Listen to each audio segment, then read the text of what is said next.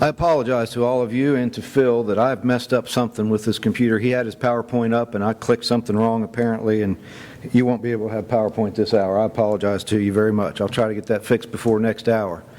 And I want to explain what's going on at this hour just a little bit more. A couple of weeks ago, John Brown sent me an email. I was on a little bit of a vacation meeting our new granddaughter in Arkansas, and said that he wouldn't be able to speak at our lectures. That's not the kind of email you like to get while you're on vacation with, and lectures are 2 weeks away. And I called first Peter Ray Cole. I only mention that because his name is on the website as speaking at this hour. I called him because he's a good old friend and he always likes to jump at an opportunity like this, and he was willing, and that's why his name is updated on the website. Well, then Peter Ray called last Thursday and said he and his wife have COVID, so he wouldn't be able to be here. And then I thought, well, instead of somebody that's willing to always jump on something, I need somebody who can do something. I called Phil. Phil's always on our list for lectureship speakers. We don't get him on every year because there's so many people on our list that we love and adore and want to be on our lectures. And I called Phil and I said, it's even shorter notice than when I first heard about this. Could you do something? And he willingly agreed to, didn't even hesitate. Deeply appreciate him for that. Phil Greer is a preacher at the East High Street Church in Springfield, Ohio. He and his good wife, Darlene, support us so well here at the school every year and in many other ways. And he and she are the parents of two daughters, Amy Andrick, who lives in the Columbus area, right? And Katie Gilchrist, who is here with her family. And we're thankful that Phil has decided to give us a lesson this hour. We'll turn things over to him at this time.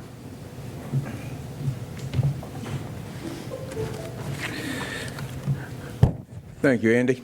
I appreciate the opportunity to speak, even if I was third on the list.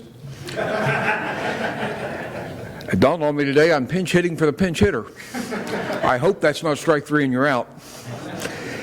I do encourage you to, I don't know what Peter Ray was going to say. I'm sure it would be very worthwhile because I know the work he does, but I encourage you to read John Brown's manuscript in the lectureship book. Andy, when he called me last week to do this, he said, I'll send you a PDF copy of the book, which he did, and the first thing I did was read John's lecture, and I'll tell you, you will benefit from it very much so I encourage you to read that. I appreciate this school. I appreciate the good work that it's done for so many years. I appreciate the good men that it's turning out. We pray for a long time of success with the school here. And I do appreciate the opportunity to be with you today.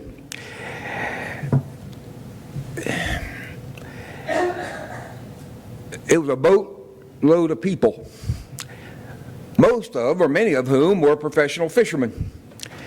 And that little Sea of Galilee was where they made their living. And so when a storm blew up on that sea and threatened to capsize that boat, these professional fishermen were not surprised. And they had no illusions as to how dangerous that storm was. They knew from personal experience how bad a windstorm could be on the Sea of Galilee. So they panicked to some extent. And they went and did the only thing they could think of is they made the right decision. They turned to Jesus for help. Found him asleep on his pillow in the back of the boat.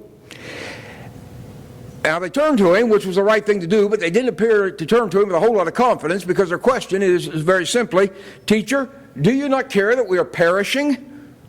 Well, no, that doesn't express a whole lot of confidence that Jesus is going to do anything, but they didn't expect him to. At least I don't know what they expected him to do. You know, it's easy at times to wonder if God truly is paying attention when we struggle with life's storms as they were on in that little boat. It's easy at times to begin to wonder if maybe God is not really paying a whole lot of attention to what's going on right now. I'm reminded of the statement that Jesus made on the cross, my God, why hast thou forsaken me? And I'm not going to try to get into all the theological implications of that statement. I don't know that I can do it anyway. But I do see this in that. At that point, even the humanity of Jesus was somewhat beginning to feel alone in a bad situation. You know, we don't know what we're going to face before we leave this world. Is it possible that the worst problem that we'll ever face in our life is already behind us? We thank God if that's the case. Or is it something that's going to happen when we go home today and the phone rings and our world turns upside down with something we never dreamed of? We just don't know exactly what the future holds. There's no doubt about that. And if we allow it to, the problems or the threat of problems in this life can cause us to feel depressed, distressed, and discouraged. And that's where we come to Psalm 77. Because as we look in the 77th Psalm, we see the writings of a man, according to the little heading at the top of it, a man by the name of Asaph. That heading goes back far enough, ancient enough, that we probably, I think, would be fairly safe in saying that it's accurate. We're going to treat it as though it is for our study together today.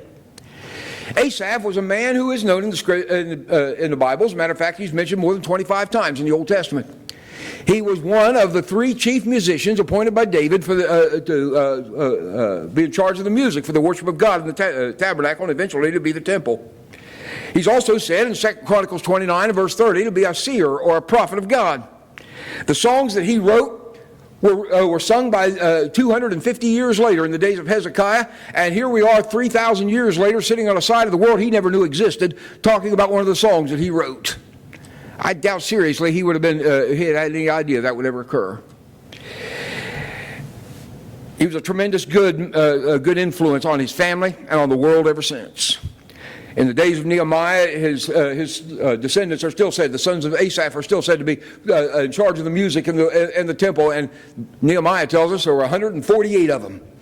148 descendants still responsible for the music in the temple worship.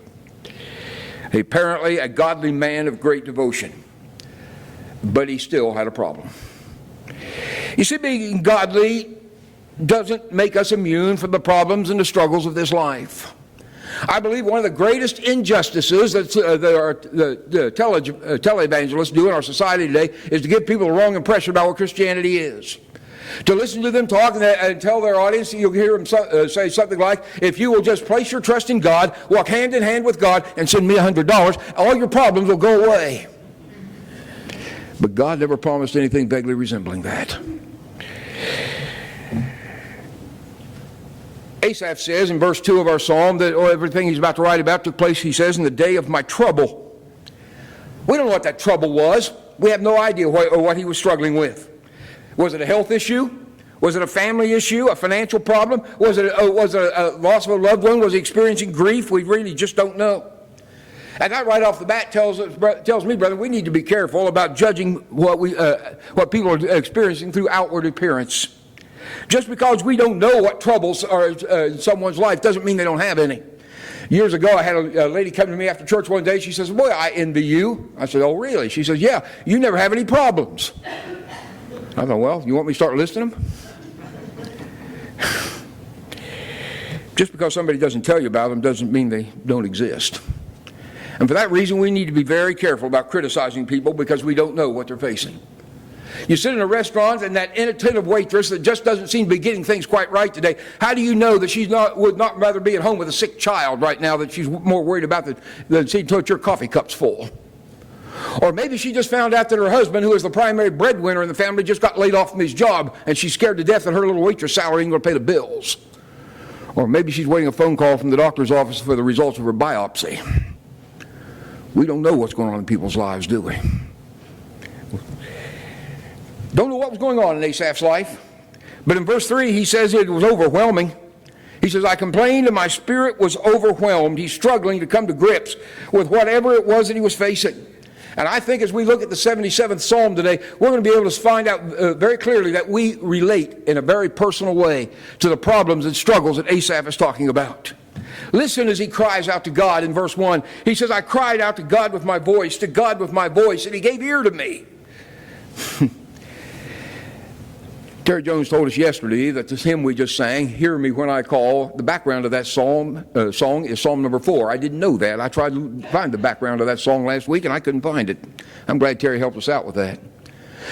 But what is expressed in that song is just very clearly expressed in the very same way in Psalm number 77. And I think we can draw some parallels between this. Hear Me When I Call, written by Tillet S. Tedley. Many years ago, I had the privilege of meeting Brother Tedley. Got to visit with him for just a couple of moments. Very impressive man, I'll tell you right now. But that great songwriter was saying the same thing as David's songwriter Asaph. And there are so many parallels between Psalm 77 and Hear Me When I Call that I can't help but believe that maybe, just maybe, he took some thoughts from both of them. You see, Asaph says, I know God is listening. He says, I cried out to God with my voice, and he gave ear to me. I know he's listening.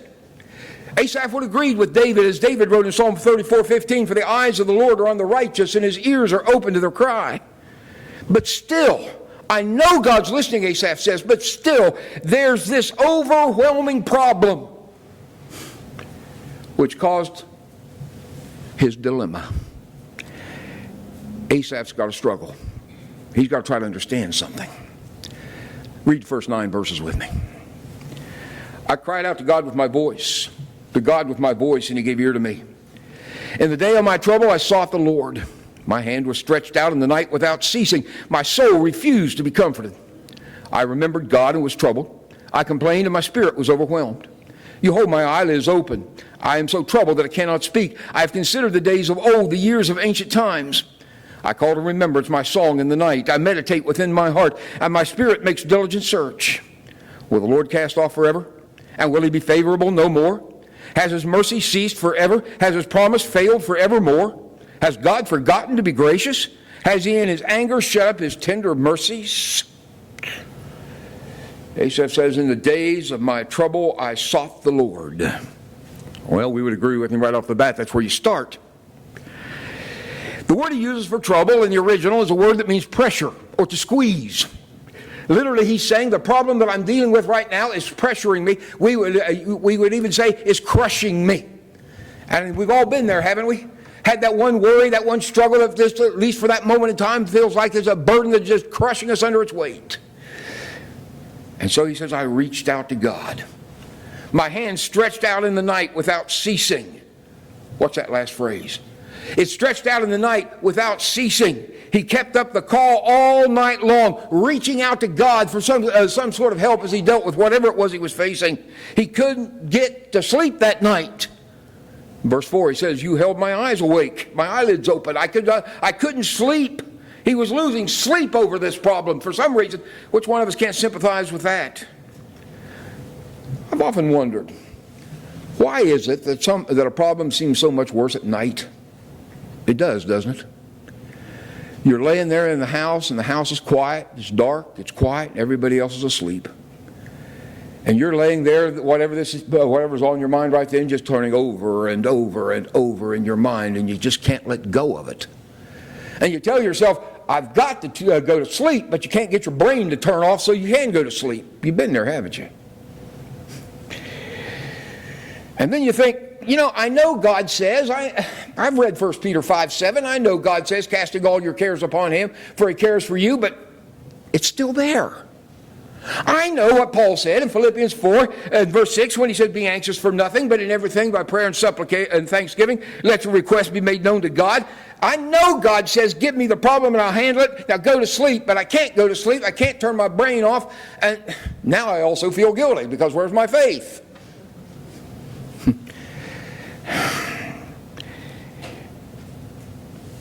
Could that be what Asaph is referring to in verse 3 when he says, I remembered God and was troubled? Now, remembering God ought to bring peace. It ought to bring a calmness, a serenity, but it didn't for him. He says, I remembered God and was troubled. Could he be afraid he wasn't trusting enough? Well, I don't know about him, but I've been there. I felt it.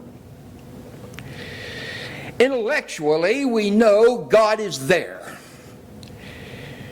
And we know that we should trust him. But we still emotionally deal with the struggle, and then we feel guilty to boot. And then we feel like those shipmates of Paul in Acts chapter 27, when it says in the middle of the storm, when it was at its worst, said they dropped 4 anchors and prayed for the day. Sometimes it seems like if you lay there at night with the hours just dragging by, you just think, I just wish it were morning. Maybe things will be brighter in the daylight. I think that's what Asaph's saying here, isn't it? My hand was stretched out in the night without ceasing. His problem seemed to have no solution. He had prayed, he said, without ceasing all night long, and still found absolutely no relief.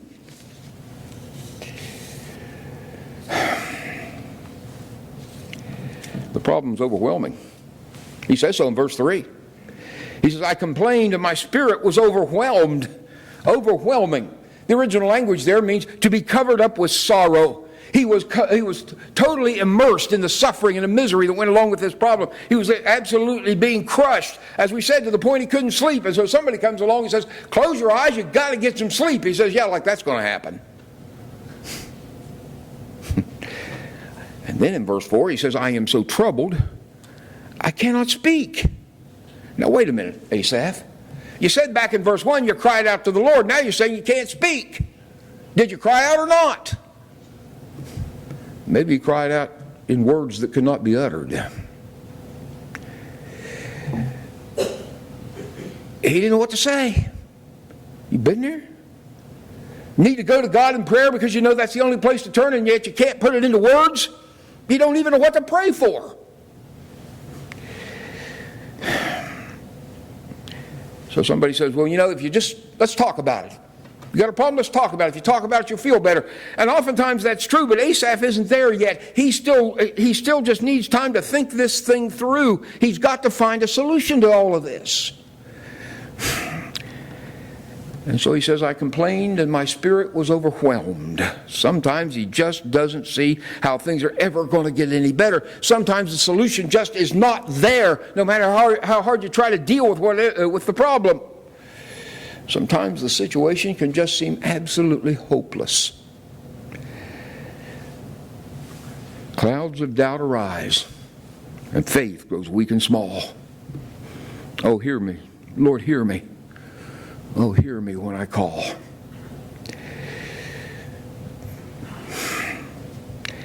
You know, the problem didn't seem to have any solution. A long, dark, lonely, miserable night. But it wasn't always this way. Asaph said, I remember things when it wasn't like this. I considered the days of old, the years of ancient times. He says, I remember a time, he says, when I could sing in the night. I call to remembrance my song in the night. I remember a time when I could actually sing through the night, but not now. This professional musician's having trouble singing. Time seems to be gone.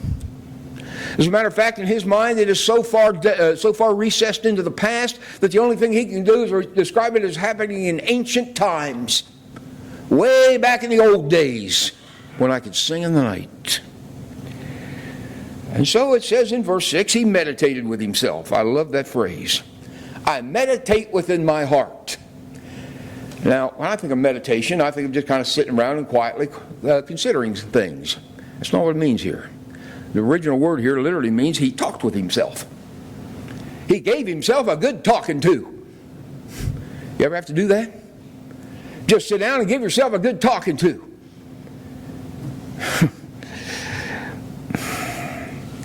We need that sometimes, don't we?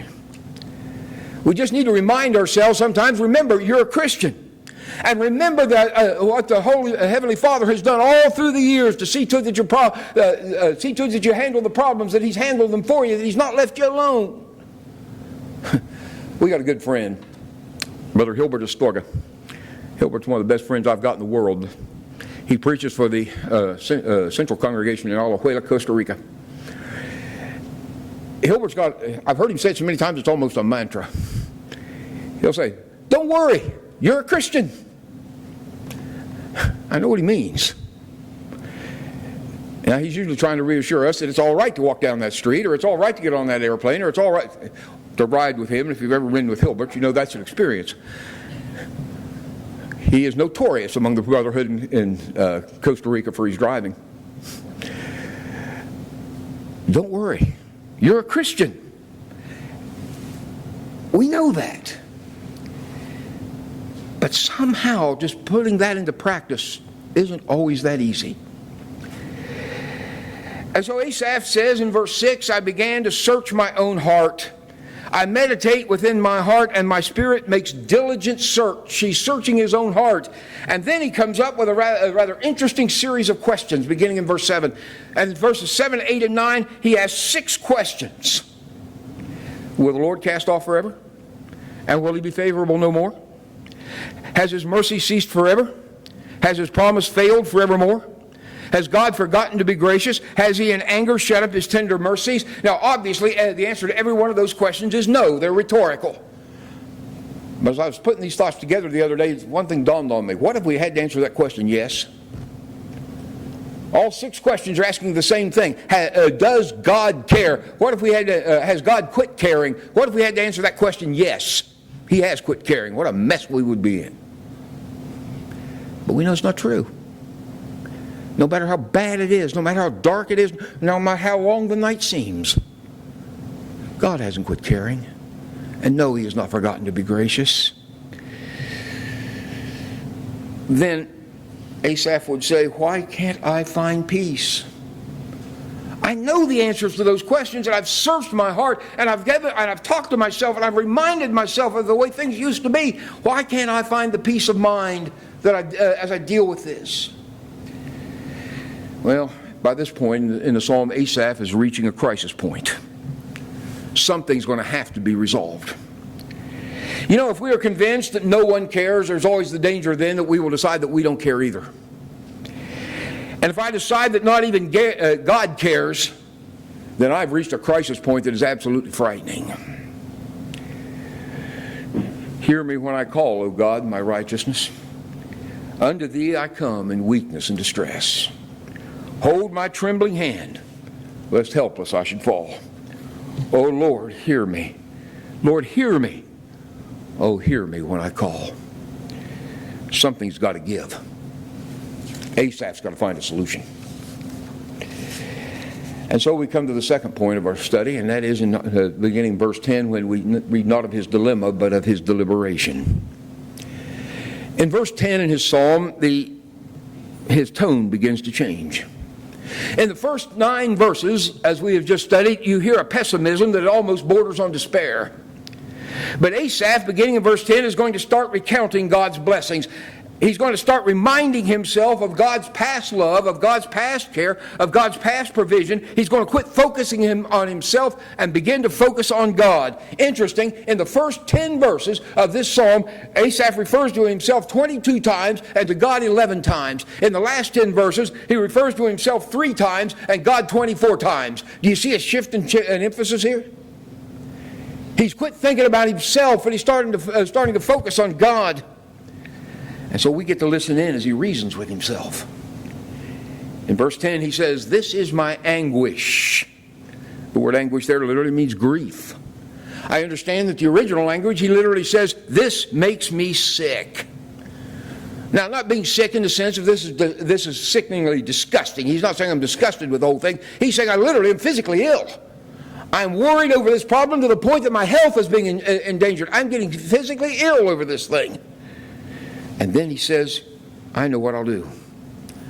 Verse 10, I will remember the years of the right hand of the Most High. He says, I will remember the works of the Lord in verse 11.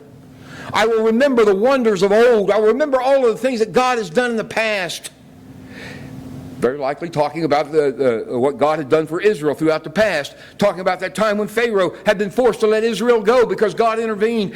Talking about the army of Pharaoh dying in the Red Sea. Talking about the defeat of King Sihon and King Og. Talking about Jericho, who fell by the power of God. Maybe even talking about his good friend David and how he'd been rescued from Saul and Saul's attempts on his life. But maybe Asaph had in mind, too, the times in his own past that God had been there. Those times in the past when he had struggled with something and realized that he only made it through that because of God.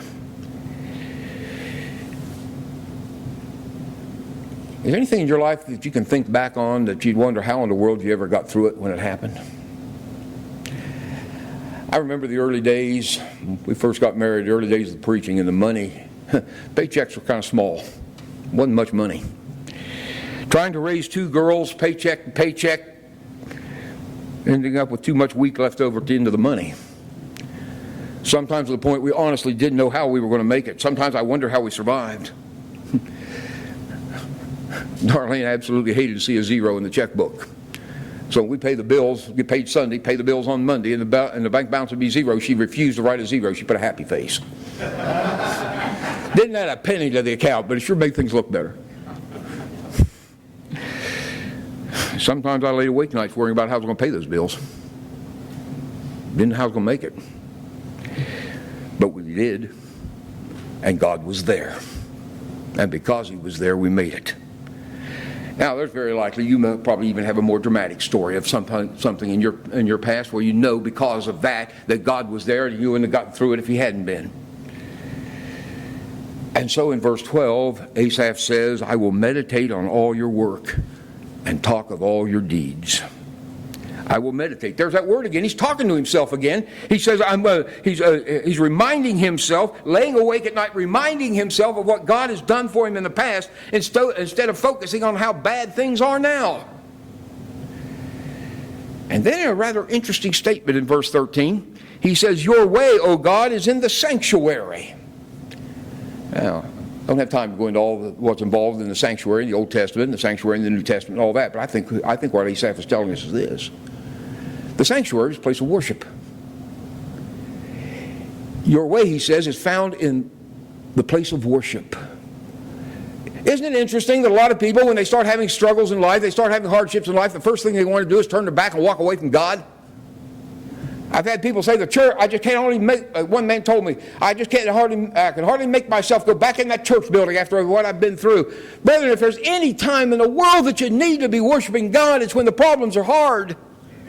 That's not the time to walk away from God.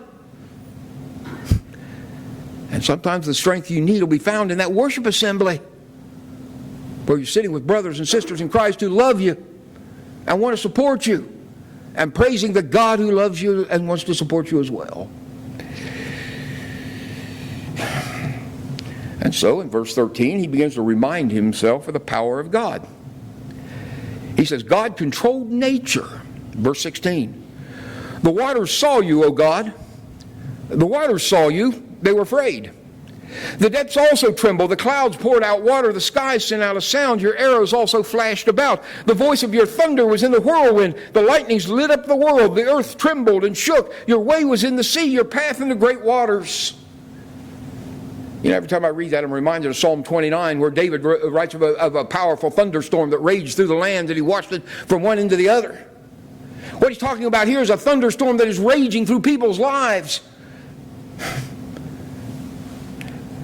But Asaph says he sees a good in that. I think it's interesting the way he words it in verse 16. He said, the waters saw you, and they were afraid. Well, I've never thought of water as being fearful. But the water certainly feared God in the form of Jesus Christ when Jesus stood up in that little boat and said, peace, be still. And suddenly the storm stopped, and the sea was as calm as it could be. And the disciples looked at each other and said, what manner of man is this that even the wind and the waves obey him? Nature is subject to the whim of God. The lightning, the thunder, operate at his command. His storm rocks the earth and stirs up the seas. His control over nature is absolutely awe-inspiring, to be sure. And if he can control nature, if by the sheer expression of his will a mighty storm screeches to a halt, can he not control the storms in our lives? Verse 13, Asaph asks, who is so great a God as our God? You are the God who does wonders. Now, a God who does wonders is a wonderful God. And that wonderful God is there with you all through that dark night of whatever you're facing. He's a God powerful enough, verse 15 says, to redeem his people. You have with your arm redeemed your people, the sons of Jacob and Joseph. He could bring Jacob's descendants out of Egyptian slavery. That petty little so-called God Pharaoh was absolutely no match for Jehovah. And there's nothing in our lives that can match his power either. So we rely on him when the times get tough. Peter wrote, 1 Peter 5, verse 7, beginning verse 6, therefore humble yourselves under the mighty hand of God, that he may exalt you in due time. I want you to watch something here. Peter says, I want you to humble yourself under the mighty hand of God. Gotcha, Peter, understand that. How are you going to show that humility, Peter? Casting all your cares upon him, for he cares for you. Did you ever think of worry as being a sign of pride? Isn't that what Peter's saying here? Instead of being, humble yourself, and in so doing, cast your cares upon God. You know, when I insist on worrying about a problem myself, oftentimes what I'm really doing is looking God in the face and saying, Lord, I don't think you can handle this one by yourself. You better let me help. Humble yourself under the mighty hand of God. And in due time, he'll exalt you and lift you up. This is what Asaph was learning. Hear my voice, O God, and cleanse my soul within. Mercy do I need for all my doubts and sin. Only in thy grace I trust my all in all. Oh, hear me. Lord, hear me. Oh, hear me when I call. Asaph is starting to resolve his agony. Which brings us to point number 3. His determination in verses 19 and 20. Your way, he says, was in the sea, your path in the great waters, and your footsteps were not known. You led your people like a flock by the hand of Moses and Aaron. The first thing Asaph had to do was to realize that God's ways are beyond our understanding. We don't always know what God has in mind or what he's doing.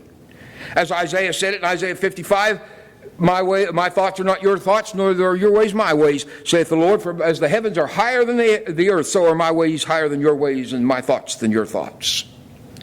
Brethren, God is under no obligation whatsoever to explain himself to us. When you were raising your kids, did you ever have to ever have a discussion with one of them where they asked for permission and you had to say no, and they keep saying why, and you give them a reason? They'd say but why, and you finally said because I said so.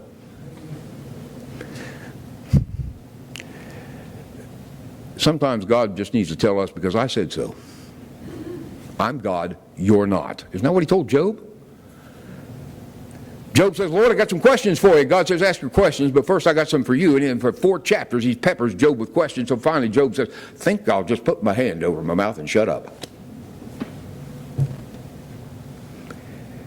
You see, the point is, God is under no obligation to explain himself to us, and probably we wouldn't understand what was going on if he did.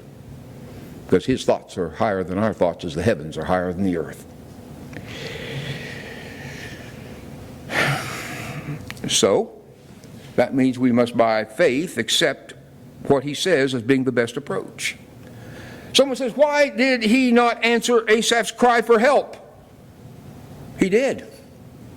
Verse 1, Asaph said he did. He gave ear to me, Asaph said. He was listening. Apparently, though, he just didn't give the answer that Asaph expected. Sometimes just because we don't get the answer we expect doesn't mean that the person we're talking to doesn't listen. We may not always know where God is leading, but we do know he is leading. And he finishes the psalm in verse 20 by saying, you led your people like a flock by the hand of Moses and Aaron. Israel didn't always know where they were going, but Moses and Aaron led them. Following a pillar of cloud by day and a pillar of fire by night, God eventually got them to the promised land like he said he would. They got discouraged at times, but they eventually got there. It wasn't until the next generation, but they got there. Asaph made up his mind he would follow God, and that was the solution to his problem. Now we understand today that God doesn't lead by a pillar of cloud or a pillar of fire. Instead, we're told we follow this. God leads us through his Son. God, at various times and in different ways, spake in times past unto the fathers by the prophets, has in these last days spoken to us by his Son. Hebrews 1 verses 1 and 2. And we know that Son is qualified to lead us.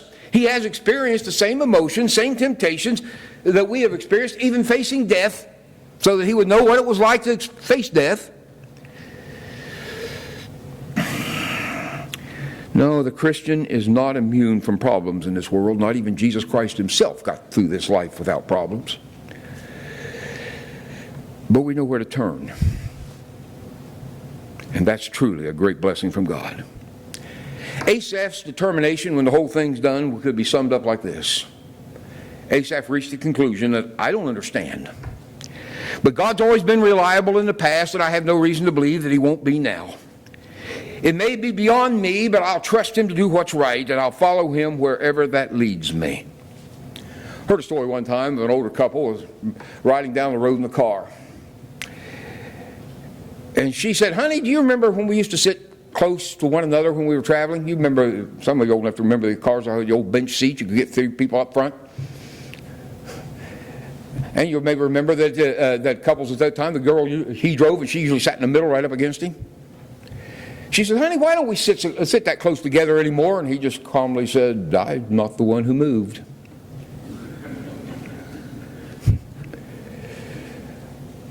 Brethren, it's not God who is moved. Not at all. If He seems far away, He's not the one who moved. Problems? That's the common lot of man. Job said, "Man that is born of woman is a few days and full of troubles," and this even applied to Jesus. I think one of the most beautiful descriptions of the promised land to which God was taking His people in the book of Deuteronomy is in Deuteronomy chapter 11, verse 11, where it describes the land of Israel as a land of hills and valleys. And I've often thought that will also describe the lives that we live, would it not? We live lives of hills and valleys. But I learned one thing, having grown up in West Virginia, I learned one thing: you can't go from one mountaintop to the next without going through the valley in between.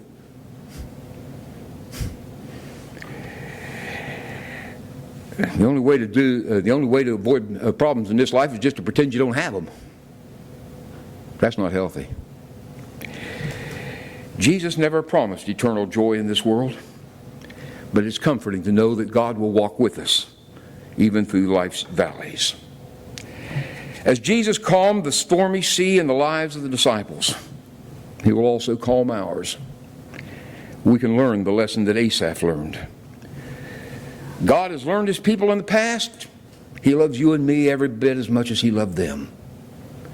The same God that Asaph was talking to 3,000 years ago is the same God you and I talk to this morning, and many times since. God has led His people in the past, and He wants to lead us as well. Just call on Him. Oh, hear me, Lord. Lord, hear me. Oh, hear me when I call. He's listening. Are you?